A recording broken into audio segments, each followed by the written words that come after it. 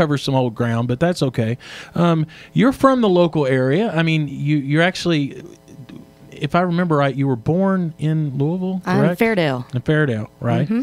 And currently you're living on the sunny side of Louisville over in, well, up a little farther north. But yes, absolutely.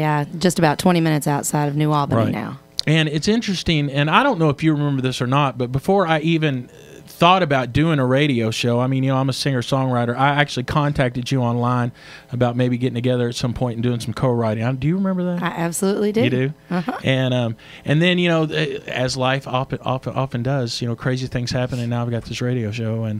But it's great to have you in the studio. Tell us real quick, I mean, how did you get started in music? It was a freak accident, really. Yeah? Actually, I had sang pretty much all my life, but never really in front of people. You know, family knew I could do it and that sort of thing. But it was always kind of my best friend's dream, so I never really said anything about it. And kind of got into my concert choir in high school on a dare, and I kind of got bit by the bug, and then I fell into it because it's free therapy. Oh, yeah, yeah. And do you remember, I mean, sitting down and writing your first song? Absolutely. The very first song I ever wrote was actually on that CD. And it took me 18 years to ever do the song out live, but I finally did it and finally put it on a CD. But it's the first song I ever wrote. But it literally took me 18 years to be able to finish it up and get it out and play it. I can relate to that. I've got songs that I've been working on for probably that long. Well, let's kick off the show then with the live song. What do you want to play for us? This is always my introductory song.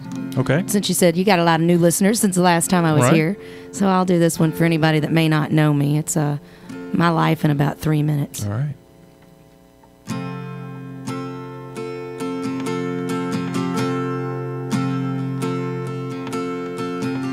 Well, I've done it all. I've stood tall and I've hit the ground.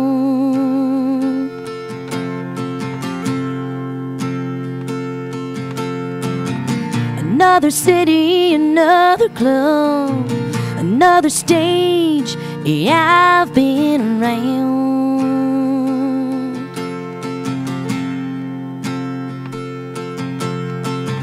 With big names up in lights, from best friends to bar and fights, yeah. I've been a genius and a clown. And after all I've done, I should be famous by now.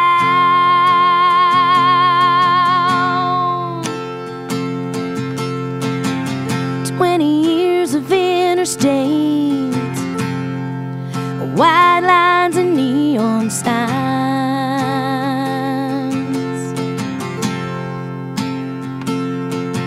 I've been paying bills and paying dues. Can't nobody say I ain't done my time.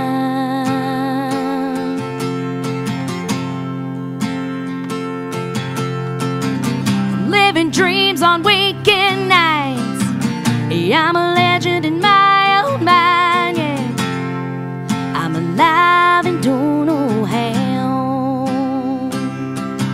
And after all I've done, I should be famous by now.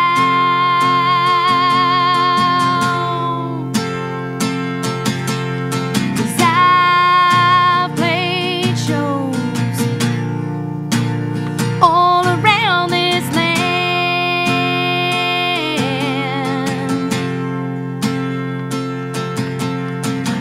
I've been close so many times, just never dealt the winning hand.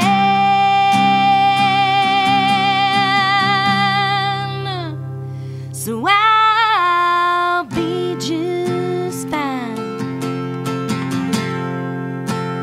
staying right here.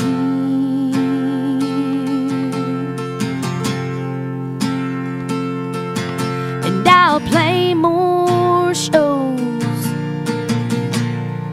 than George Strait will this year.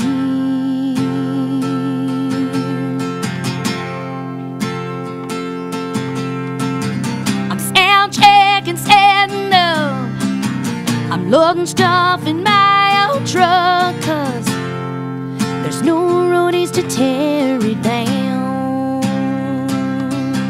And after all I've done,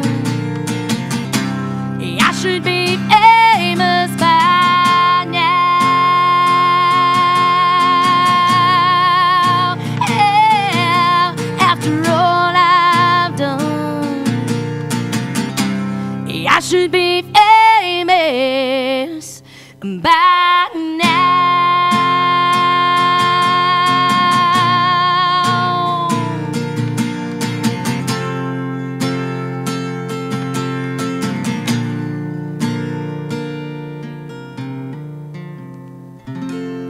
All right, famous by now, Jeni Carr.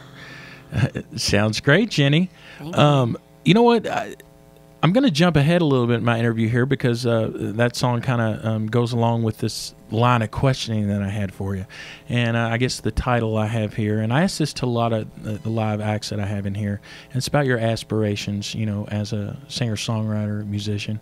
And the song kind of explains that you're happy, you know, you would be happy to do what you're doing right now. Absolutely. But, I mean, would it be safe to say that, you know, you want the music to take you a little further than it has? I mean, well, sure. I think that's what everybody hopes for, you know, or we wouldn't get out there and try so hard. But, you know, at the same time, I wonder if we often are fighting to get what we've already have, you know. Right. A lot of the big stars, once they get the big stadium shows, all they want to do is come back and play a little club on their hours, on their time, and you know, do the things that they want to do. So sometimes I think we're just fighting a big battle for nothing. I'm quite happy just to still be doing what I like to do. Right. And let me ask you another question, and this kind of goes along with the same. Let's talk for a second about Nashville. How often do you get down to Nashville?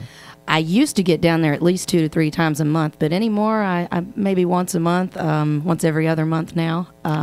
The market, honestly, is so much better here in Louisville. Sure. I feel like I can go out here and hear just as good, if not better, music. Right. Yeah, and you know, that's what Crescent Hill Radio is all about, local and regional music. And the music community here in Louisville is so, I mean, it's, you know, it's deep. There's a lot of great acts out here. Absolutely. So, all right, I'm going to jump back here for a second. Let's talk about your influences. First of all, who do you listen to? Who does Jeni Carr listen to if you're just wanting to sit down and enjoy some music? I listen to the old school stuff. I listen to the old station. I could listen to Conway Twitty all day long. Right. Any Patsy Cline. That's the stuff I cut my teeth on. Gotcha. And I know all the words. And I'm the same way with you. We were talking on the first hour of the show how today's and I don't know if you're aware of this, the 12th anniversary of the passing of Mr. Waylon Jennings. Absolutely. So we did a little tribute to Waylon, but yeah, I'm the same way. Okay, your influences, and who influences you as a songwriter?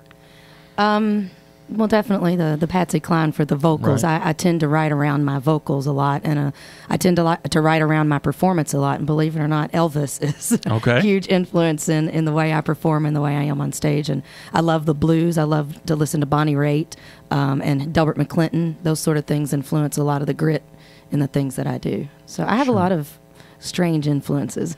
Right. To be a country singer, anyway. Well, you know what? We're going pretty good here. So I want to play a cut off your album because this is a great album, and we're going to talk a little more about the album a little bit later on. But I want to take this time to play a cut.